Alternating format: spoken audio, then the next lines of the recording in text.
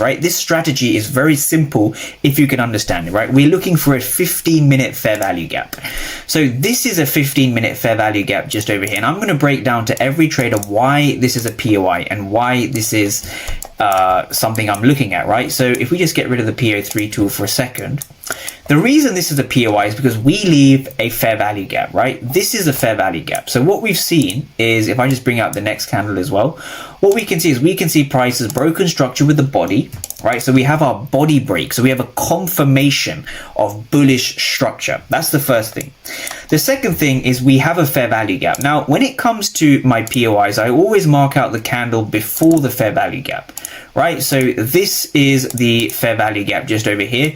I'm also mindful price left a minor fair value gap, a very small one just over here, right? If we zoom in, we can see price has essentially left a gap between this wick and this wick. So this is essentially your fair value gap, right? These are our fair value gaps, and therefore this is going to be our point of interest or our POI.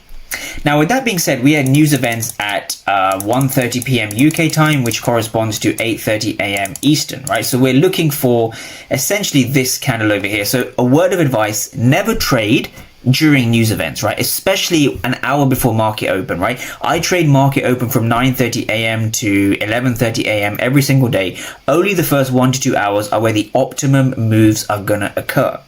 Now, with that being said, what we want to understand, we want to understand how price is behaving at these key levels. So we want to understand what was going on over here. So we just hop down to the 1 minute time frame, right? We're beginning to understand the interactions between buyers and sellers at this area. So how do I look for a potential move to the upside? How do I look for an exhaustion of the trend? Right? That's a very, very good question. So what I also want traders to understand is that we use local 5-minute fair value gaps, right? If we don't find a clear 15-minute fair value gap. So we had nothing here.